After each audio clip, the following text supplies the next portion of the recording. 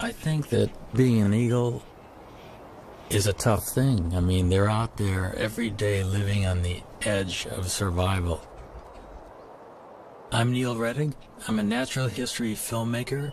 I've been making wildlife documentaries for over 30 years. My big passion in life, though, has been birds of prey. The really neat thing about this is that on a day like today, you have unlimited visibility in 180 degrees. After all these years, I decided it was the time to learn more about the national bird, a bird that Americans really don't know all that much about. And so we set out to discover their secret life, how they breed, how they hunt, to depict a real predator, the chaser of ducks, a catcher of game. And what we found was in some ways incredibly mind-blowing. They will face any kind of threat with full force, and they won't hold back. Here's a couple more chasing each other down here. Look at. They're gonna come by. We're gonna get some shots.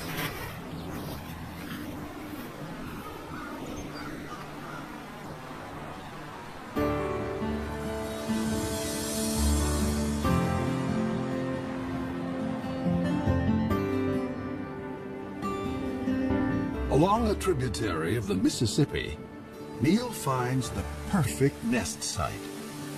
It happens to be right above the state fish hatchery, in a huge cottonwood tree. Now these eagles turned out to be an extraordinary pair to work with. Not only were they very tolerant of human activity, but they were also catching trout right under the nest in the fish hatchery ponds. The female was a particularly cool character. She had one eye missing.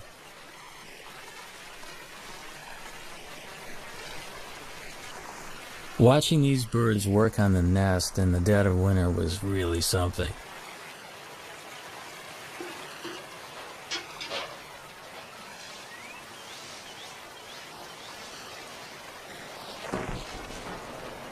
But the most exciting thing was watching them actually swoop down into the waters of the fish hatchery pond.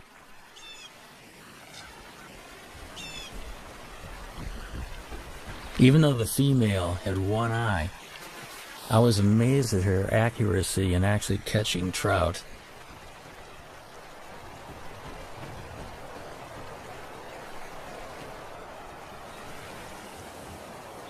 There was no toleration of trespassers.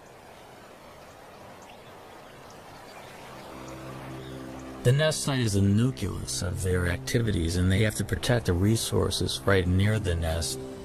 Any other eagle that would come anywhere near that fish hatchery pond would be chased off. It's a demonstration, too, of speed and agility. The maneuvers were remarkable through the branches. And that is one of the things that has always surprised me about this species, how fast they are.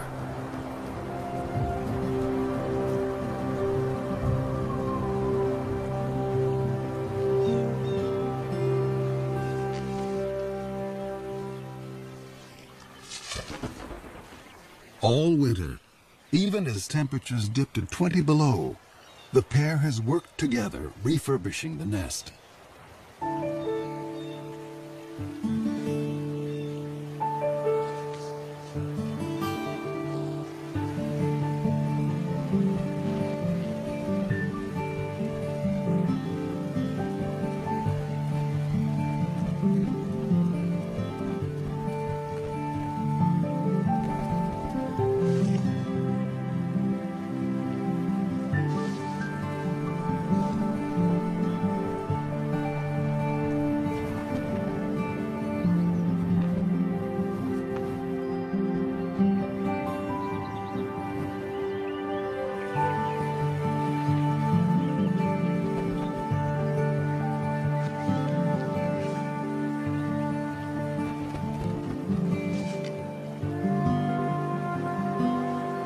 I think a lot of the nest building activity is part of pair bonding, because they have to get their act together as a matter of survival.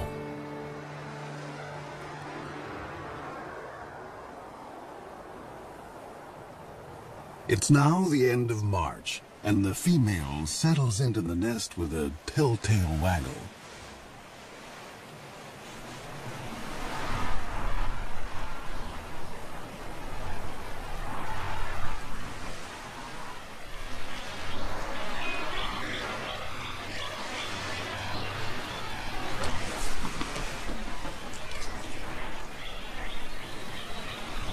Bald eagles normally lay 2 to 3 eggs, but this spring the one-eyed female only laid 1 egg.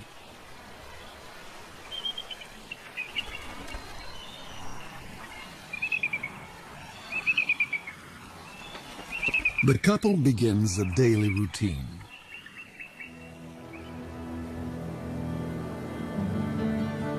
For 5 long weeks, they'll take turns incubating the egg. As winter ebbs, the well-practiced team seems to be headed for success. But spring is a fickle season.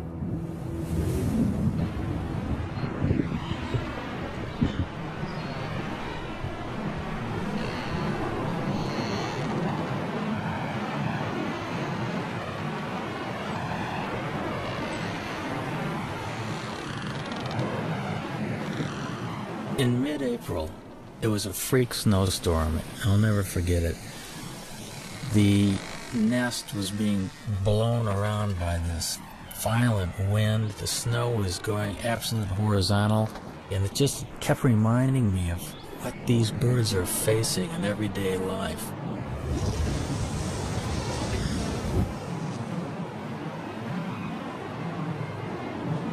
They were well into incubation, so the changing of the guard was always quick.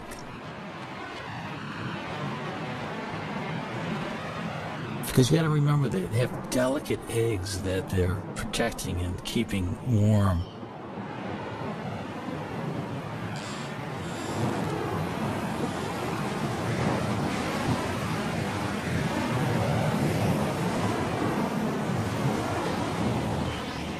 There seemed to be shifts of an hour and a half, where one eagle would sit on the egg while the other was out foraging for food.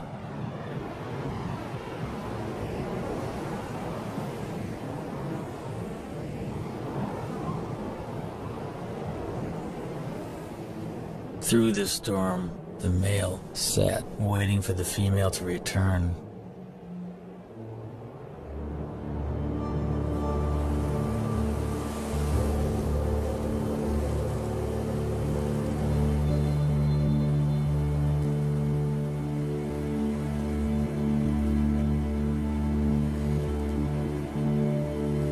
Tragically, something happened to her, we're not sure what.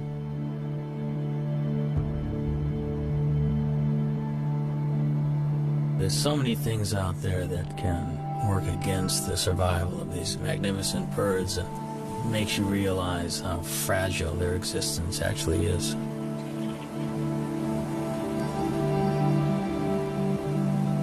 Cold and hungry, the father abandons his egg.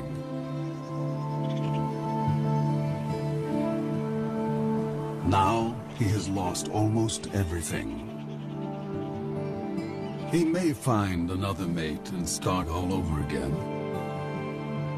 But until then, he must defend his territory alone.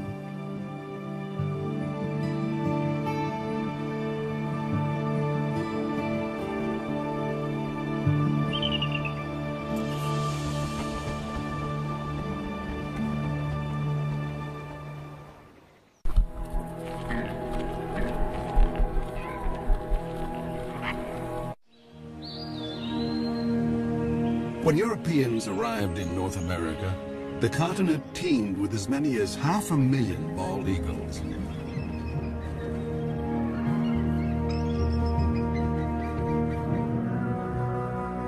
But as settlers advanced, the raptors became targets, and their nesting trees fell to the blade.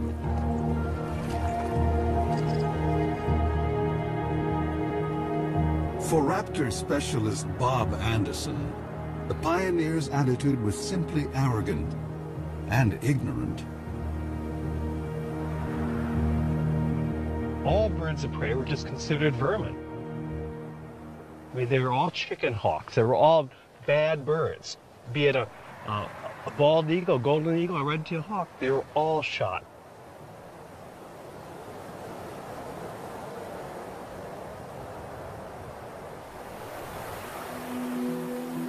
At the start of the 20th century, bald eagles were under siege across the lower 48. Alaska seemed like the last wild place, and there the bald eagle thrived. But in 1917, the territory introduced a cash bounty. By mid-century, over 120,000 eagles had been shot. And the gravest threat was still to come. After World War II, DDT came into widespread use to control insect pests. Bald eagle numbers went from decline to freefall.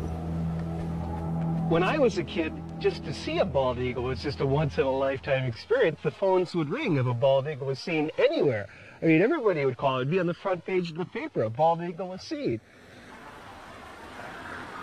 DDT made eggshells thin and fragile, sharply reducing the number of hatching chicks.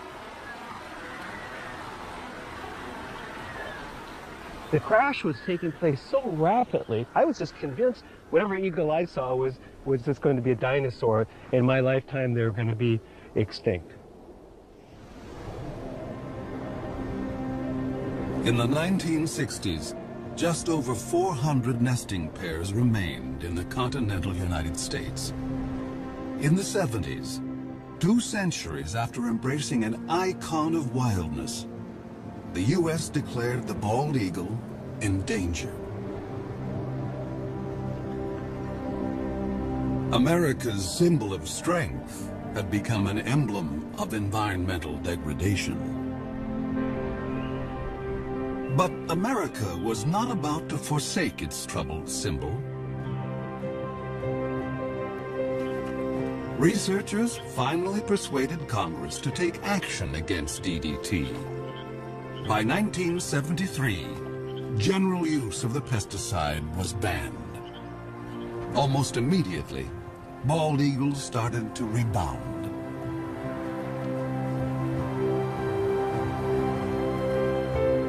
In 2007, the American eagle was removed from the endangered species list. By tapping our own better natures, we had given primal nature a second chance.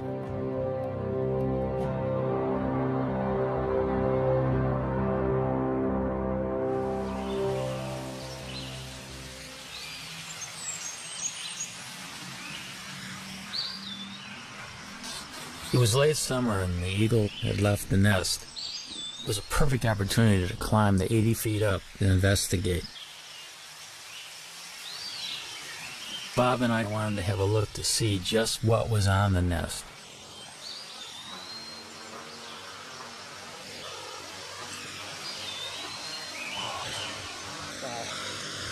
Wow, look at the food up here. Amazing. Here's a skull of some mammal, the top part of the brain of some mammal. And here we've got the remains of this is a rabbit foot. Here, you see a little bit of the femur. Bones here. And here's a feather, dark feather. It almost looks like it might be from a crow, possibly a duck. Bob and Neil decide to look for possible positions to put cameras. Bob is a nest cam expert. One thing that we're really hoping to install here in the next week or two are multiple cameras. You know, one on this limb, maybe one on this limb, perhaps one on the other limb, all pointing into this general area, the bowl of the nest.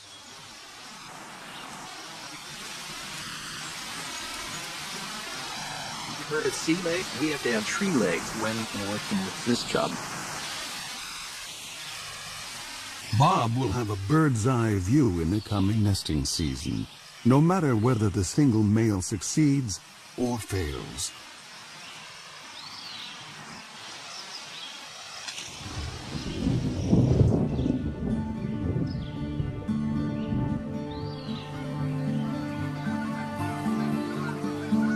October in the upper Mississippi Valley.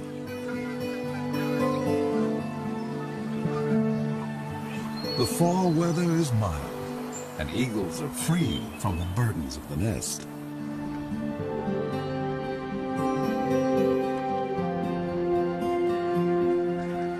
Water birds, soon to depart for warmer havens, are briefly abundant.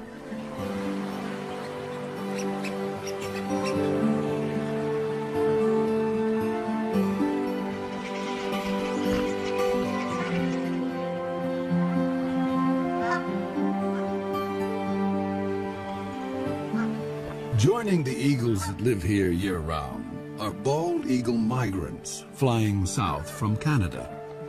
Some have flown 1,400 miles to find open water. This surge of eagles now turns to hunting. Bald eagles will sometimes chase mallards, but the river offers much easier prey. Coots raft together by the thousands, and these calm birds are a favorite meal. The strong wind allows an eagle the rare chance to hover like a smaller raptor, the kite.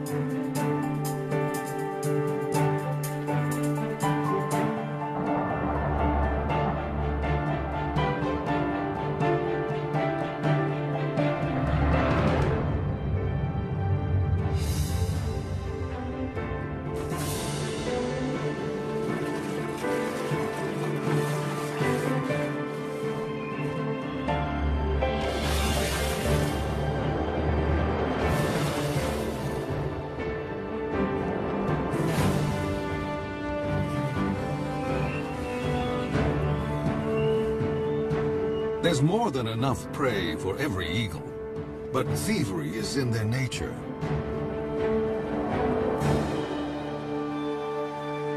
As one hunter lands at a muskrat hut, other eagles immediately try to steal his prize.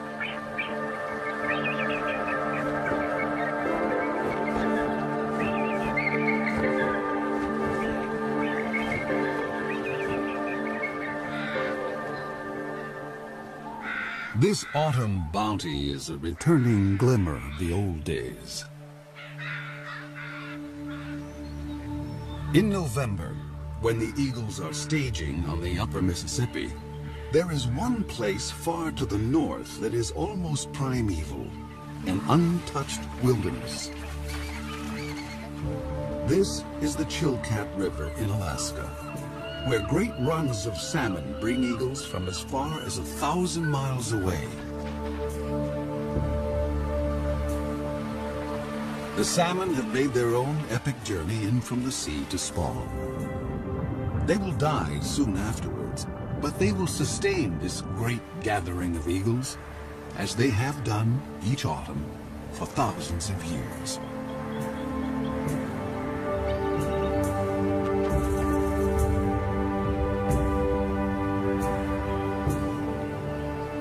I've always wanted to go to the Chilkat, and it was not a letdown. I have never seen so many eagles in one place. And there can be as many as 2,000 in one small area of the river. It's like going back into time being there.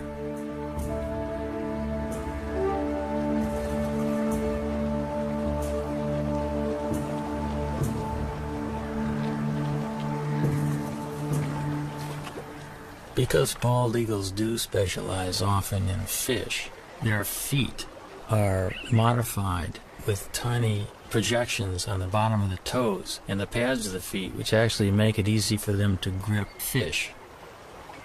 Their beaks are incredibly efficient at ripping the flesh of fish and other prey that they catch.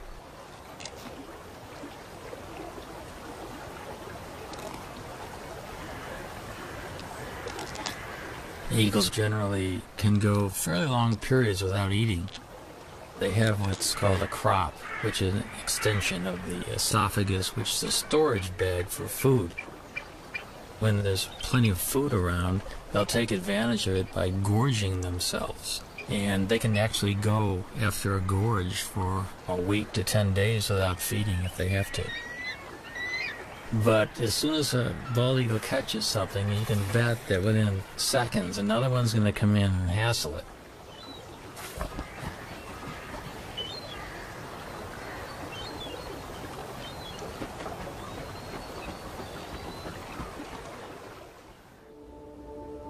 Back along the Mississippi, autumn is on the wane.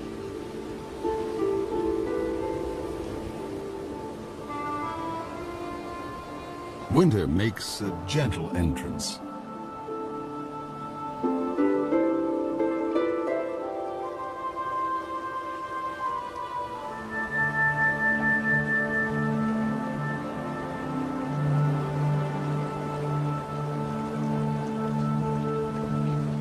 Bald eagles can now walk on the river, although some seem to prefer skating.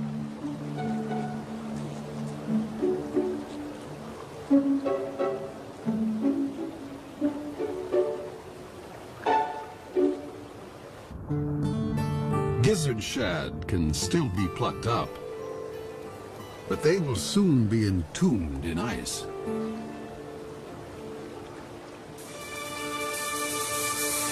As open water freezes over, an eagle must be ever more precise.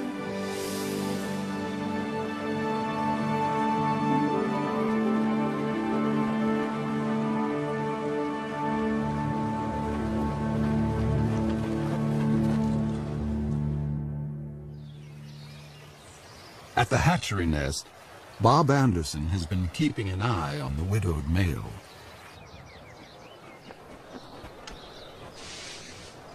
The male will always make occasional visits to the nest. He still maintains the territory. He's working on his nest, adding little trinkets that might make it more attractive.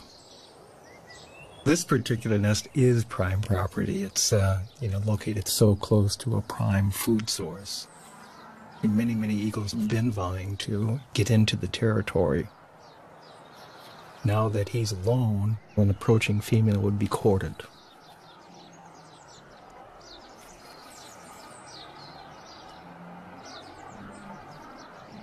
After rearranging his corn husks, the male sets off to cover his territory.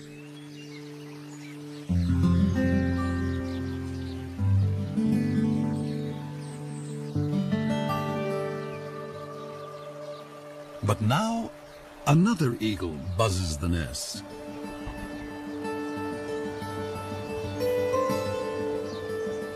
It's a female.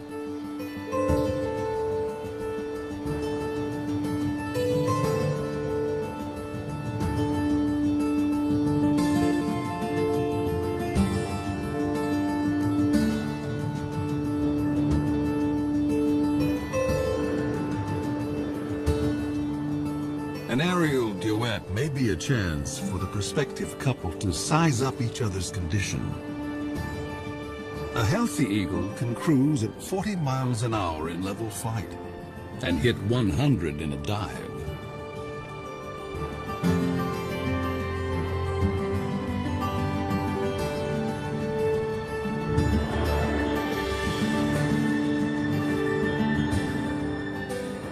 After a few minutes with their heads in the clouds, the courtship is over. Romance is a luxury. There's work to be done.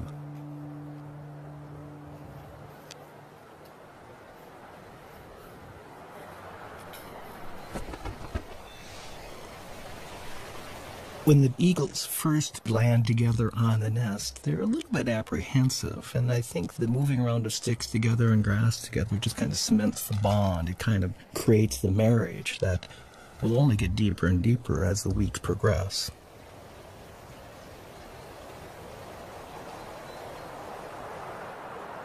But ironically, in this situation, the male has the final say. Even though she brings a stick and tries to put it in someplace, the male will grab her stick and put it someplace else.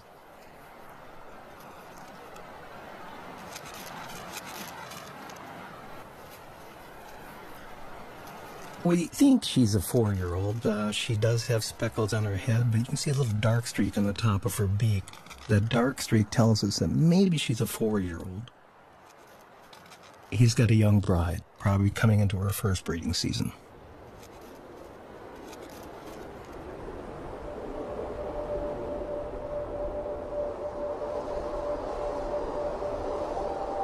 Winter drains the last warmth from the river.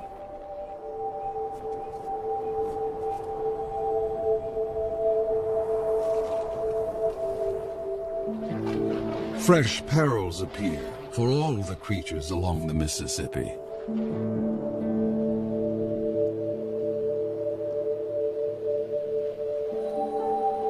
And now, the most brutal season tiptoes in.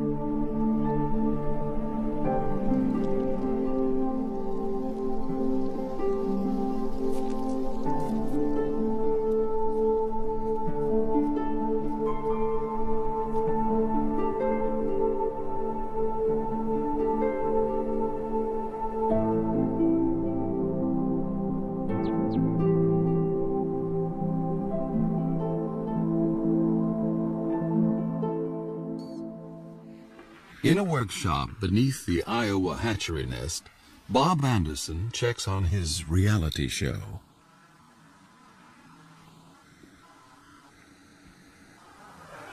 I mean, what a view. What an incredible angle of looking at the American bald eagle.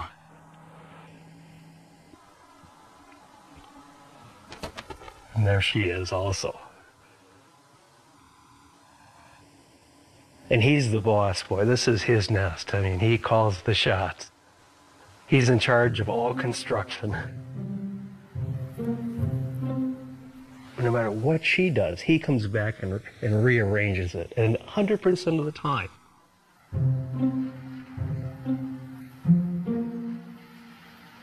Now, she brought in a little bit of grass, and if she flies off now, he will go take that grass and put it someplace else.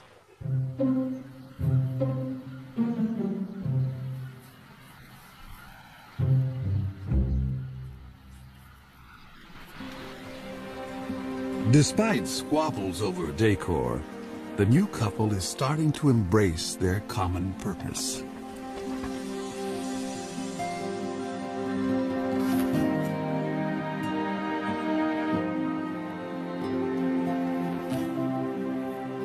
You can actually see them, they're bumping each other, they're interacting, there's no aggressiveness at all. A month ago, they would have never tolerated this being this close to each other. It's like now they're a team. We know that they're getting close to laying their eggs when you start seeing this behavior.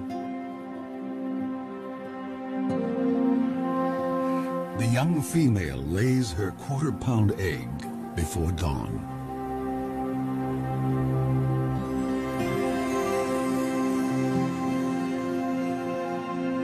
Exposed, an egg can freeze in a minute. And so the father will need to move in for his first shift. The first egg was laid early in the morning. We actually missed it. We saw the birds sitting in the bowl. We knew that it would be soon, but we were kind of surprised to see this first egg. But we can see him, how careful he is with his feet. His feet are balled up, and he's trying to hide his talons. He doesn't want those nails to poke a hole in that fragile egg. It's touching to watch that sensitivity that this old guy has had, you know, with many, many eggs probably in his lifetime.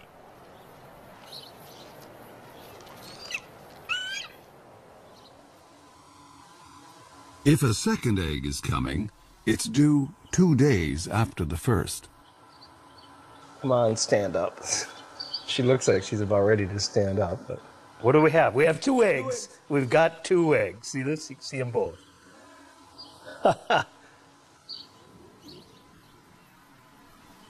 do you feel like a papa? When they hatch, I'll feel like a papa. Yeah. Now we just have to wait 35 days from today to see our first baby. If eagles can feel pride or joy, the new parents must be brimming over. They will now work nearly unbroken shifts. But even such an effort can't guarantee that the eggs will hatch safely, especially since they must survive one of the longest incubations of any bird along the upper Mississippi.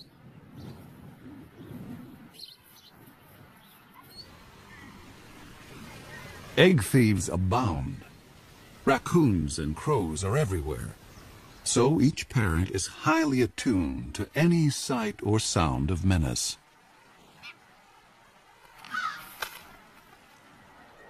And then, another storm. We knew a storm was coming, and we really wanted to see the first reaction of the birds waking up covered in snow. So we made sure we had our recorders running long before daylight. I was at first disappointed we had snow on the lens, but it just shows how ugly the conditions really, really are. I mean, this bird's covered in snow. And she's screaming right now at the male, going, "Come and relieve me, come and take my place."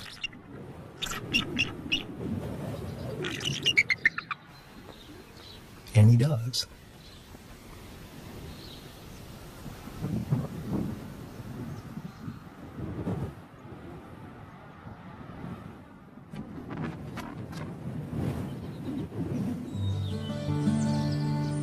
On a Minnesota farm 40 miles away, another family is further along. Their 2 eaglets have already hatched.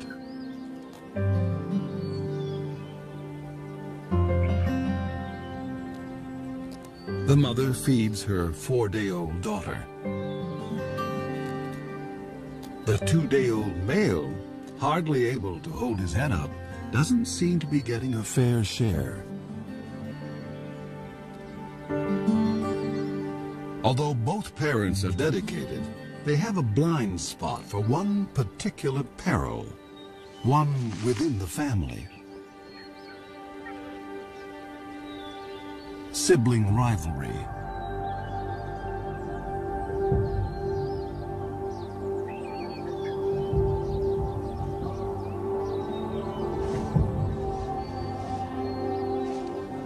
It's not unusual for the older eaglet to turn on the younger and smaller.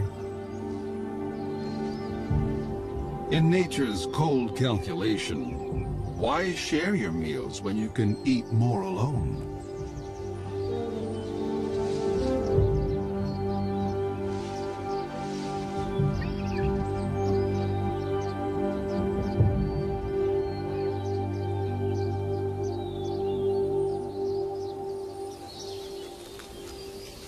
Neil has been documenting the story from a stifling blind just a stone's throw from the nest.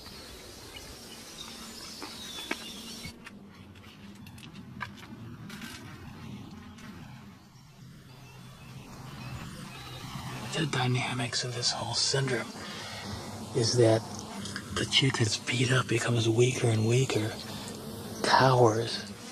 She's kind of afraid to even stand upright, and the female will always feed the chick that's more robust. It is called the Cain and Abel syndrome. The feedings go on for about 5 to 8 minutes, sometimes maybe 12 minutes. The bigger chick is getting up to 30 or 40 pieces of food per feeding. The little one would get about 6 to 8 pieces. So I past few days we've been worried a lot about whether the younger, smaller chick is going to survive or not. So we got our fingers crossed that little UT, we call him Underdog, is going to be okay.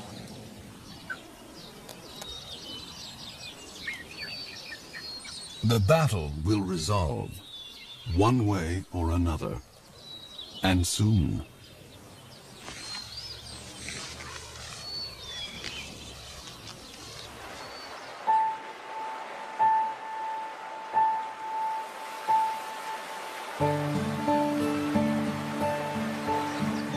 Water flows again at last. Spring has come to the upper Mississippi.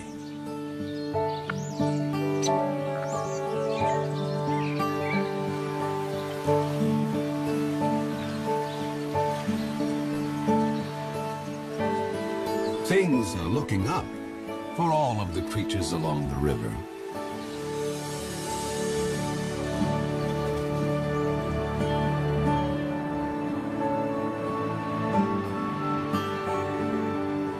Eagles visiting from Canada now return north to their nesting territories. For year-round residents like the hatchery couple, spring means getting ready for eaglets.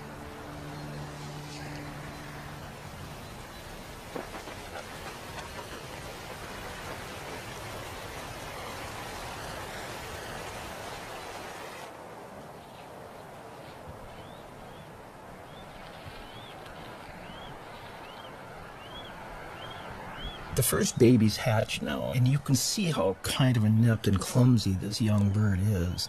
She doesn't quite know what to do. That baby's begging for food, and yet she's not fully responding to it. And yet there's food off to the right in the nest.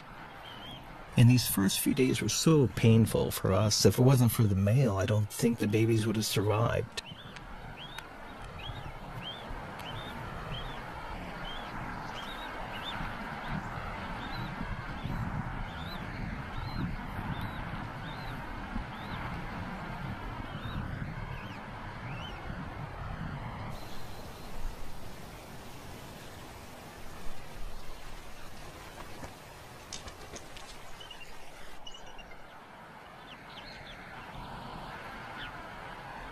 The eaglet is too exhausted to beg.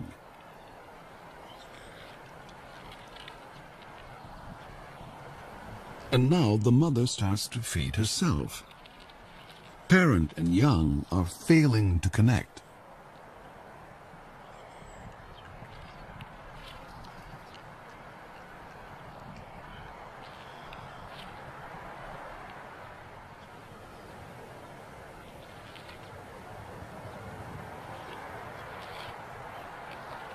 Suddenly, the mother focuses on her chick, as if seeing it for the first time.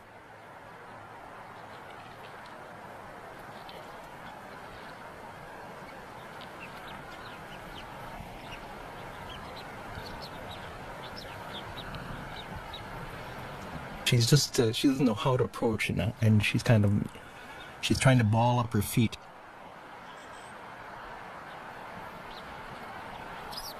She just stepped on the baby there. It's a lot different than a hard egg.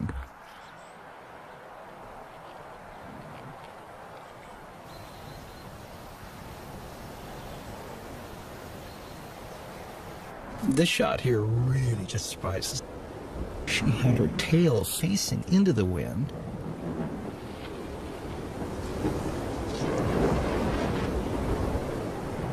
The winds gusted to 40 miles an hour. The wind actually literally blew her out of the nest, and she almost took the baby with her. Something an inexperienced bird would never do.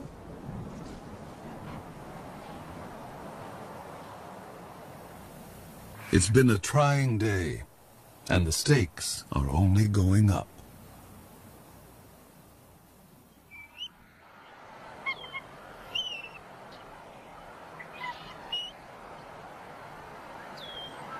Here's our young female standing up, and as you can see, we've got our second baby that it did hatch.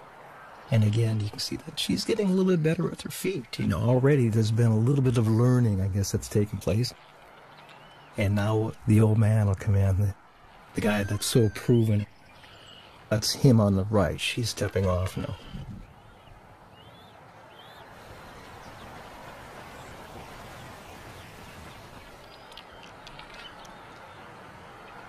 Here's the adult male. He's clearly fed babies before. He just walks in and he'll put the food right in the baby's beak after 1 or 2 tries. He's very experienced. And patient. It will take the eaglet a little practice to actually get something to eat.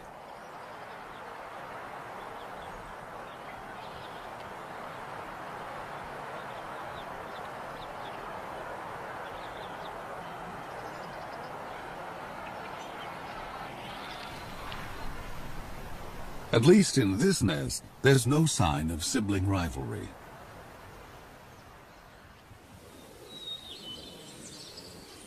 At the Minnesota farm, Neil waits for the outcome of the sibling battle.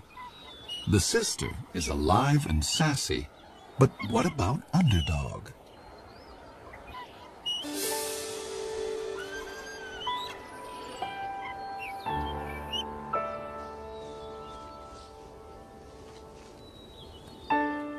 Finally, I could see that Underdog was competing. He was actually getting food offered by the female and gaining strength. Today he does look better. I think little Underdog might have a chance.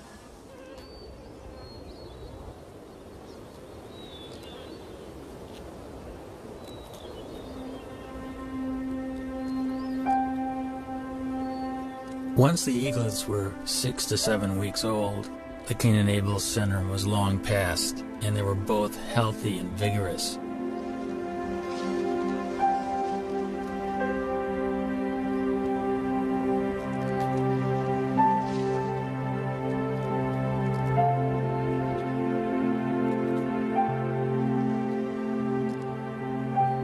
Each day these little guys will eat the equivalent of about a half a pound to a pound of fish. The demand on the parents is increasing, and they'll probably bring 4 or 5 kills to the nest during the course of a day. Sometimes their prey is killed for them.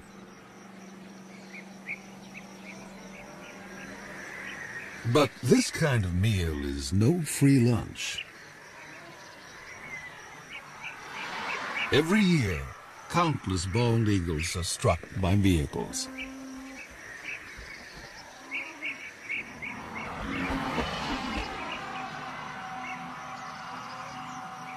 Losing either parent may hurt the young eagle's chances of fledging.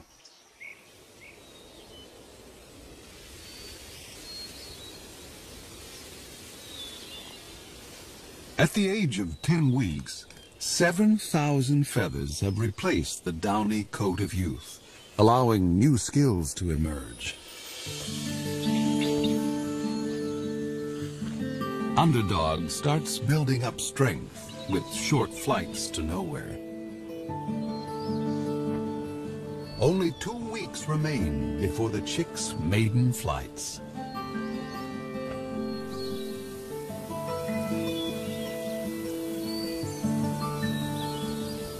Summer along the Mississippi seems like a carefree season, but new challenges lie ahead.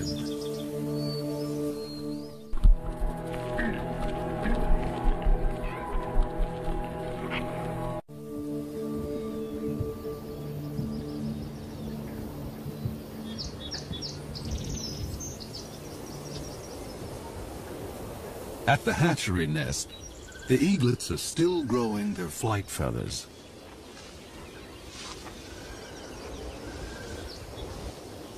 Underdog and his sister are closer to independence, and no one declares independence without taking risks. This nest is about 60 feet off the ground. Both eaglets are jumping up and down on wing exercising and getting ready to make that first jump off the nest, the first journey into the sky.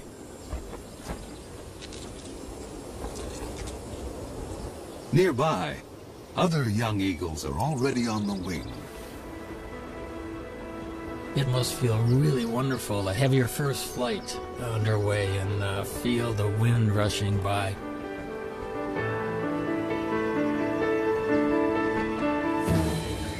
The landing is the tricky part.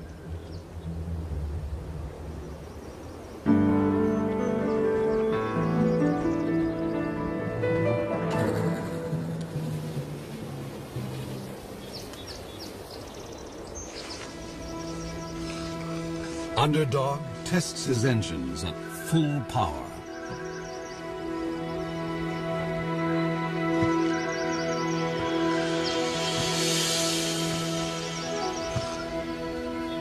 His sister seems to have cold feet.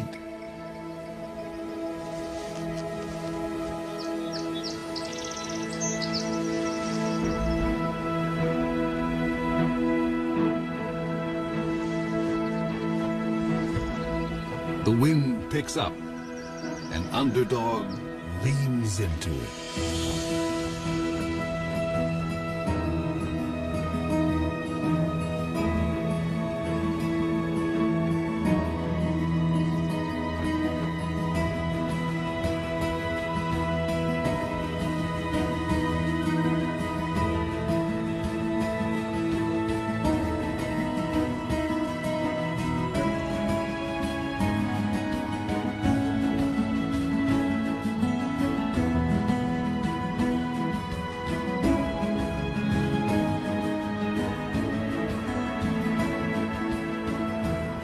There are misconceptions that birds are taught to fly, but really it's totally instinctive.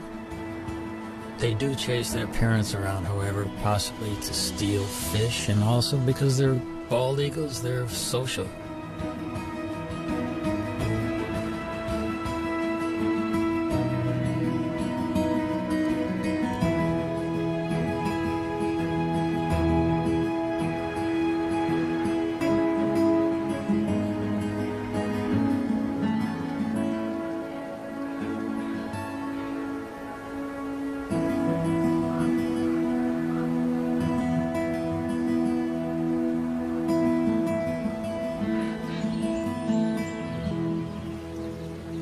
At the fish hatchery, an empty nest is no longer a sign of loss.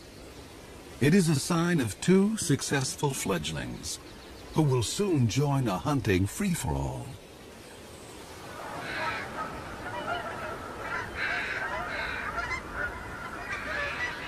As fall arrives, a cycle of seasons is completed. Once again, the Mississippi becomes a crossroads for water birds.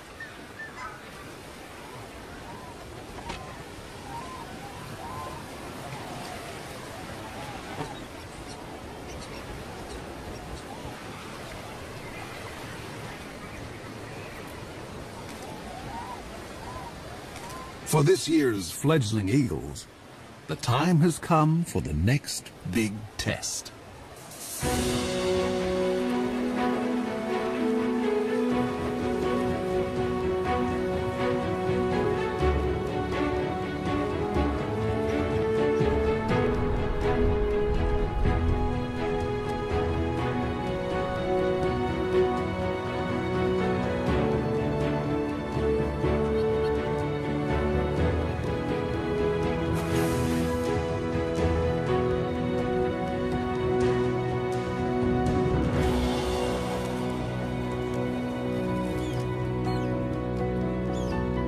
It's a big moment for a young bald eagle to bag his first coup.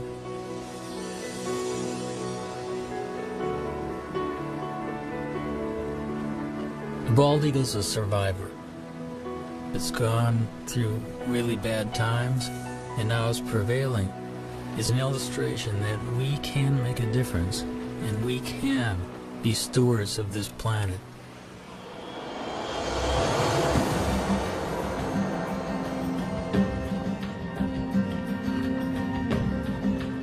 With food so plentiful, bald eagles, young and old, switch from hunting to something more like rugby.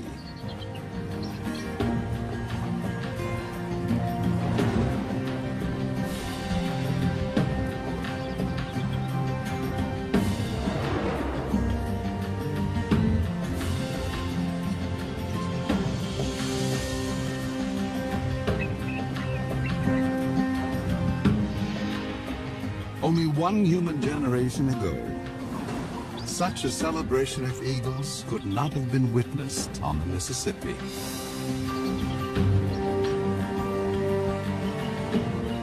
I think the story of the American eagle is a great parallel to the triumphs and tribulations of our country. And if we look at the eagle as a role model, I think these birds are kind of living a struggle for existence and freedom, just like our country. And I can't think of a better national symbol than the bald eagle.